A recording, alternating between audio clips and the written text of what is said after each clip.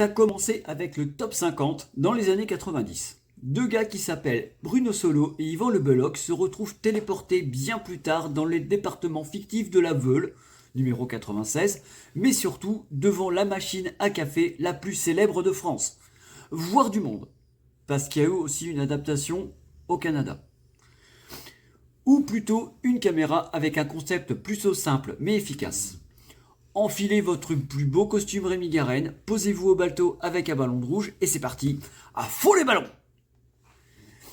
Prenez une entreprise, placez une caméra sur cette fameuse machine et filmez tout et rien. Le tout agrémenté d'une équipe atypique qui passe tout l'entendement et la connerie ultime, vous secouez tout ça et vous obtenez Caméra Café. En 2001, M6 cherche un nouveau truc. Et c'est Bruno Solo, Yvan Le Belloc et Alain Capov qui vont avoir cette idée pas si stupide que ça, des idées de 3 minutes, tout ça le soir à 20h. Et après il y aura Kaamelott. On fait le tour des personnages et après on en cause. Jean-Claude, le commercial raté nul de chez nul qui saute sur tout ce qui bouge tant que c'est une femme. Ouais. Il y a des épisodes qui disent un peu le contraire. Hervé, le délégué syndical pas si intègre que ça tant qu'il y trouve son profit. Jeanne, l'innocente victime qui fait totalement tout ce qu'on lui demande. Sylvain, le souffre-douleur et comptable, le combo ultime. Maëva, poétesse qui voue un culte à son chat et qui comprend rien, mais vraiment rien.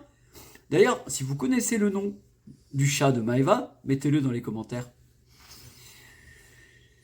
Nancy, elle sait ce qu'elle veut, mais pas ce que veut Jean-Claude. André, le chauffeur du boss, qui cogne sur tout ce qui bouge, mais toujours avec des bonnes excuses. Ou pas. Et enfin, Jean-Guy, le taulier de tout ce joyeux bazar, celui qui est prêt à tout pour défendre ses propres intérêts. Mais ces joyeux lurons ne sont pas les seuls employés de chez Jogène. Oui, Jogène, c'est le nom de la boîte. Car il y a aussi Vince, le surfeur, Juju, la standardiste, Fred, la meuf d'Hervé, Philippe, Carole, Serge, le psy, ou encore Annie, l'éternelle stagiaire. Mais il y a eu aussi énormément de guests, comme Elie Moon, Fred Testo, Michael Youn, mais surtout Tom Novembre, l'ennemi juré de Jean-Claude, Stanislas Privisevski, qui travaille chez Digix, la boîte du dessus, qui aura droit aussi à son spin-off.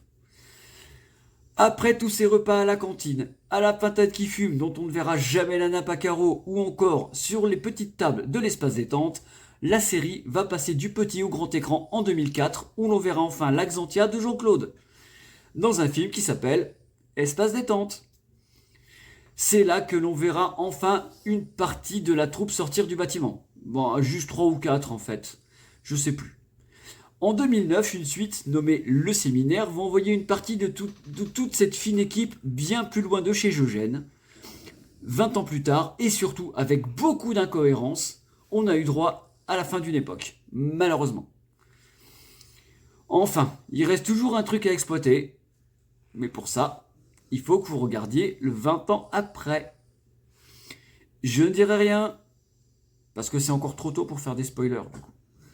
Enfin si, ça va déchirer ce soir. Allez, des bisous sur la main.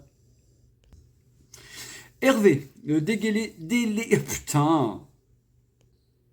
Non, il y a un problème. C'est pas bon du tout. 2005 pour Espace détente et la suite en 2003. Dans la rue, le mystère s'épaissit. Les pas d'Armand résonnent la nuit. Sous la lune, un secret se glisse. Les ombres dansent, c'est son indice. Une cigarette au coin de l'ombre. Sous le réverbère, il dénombre les indices souvent invisibles. Arnaud trouve l'impossible. C'est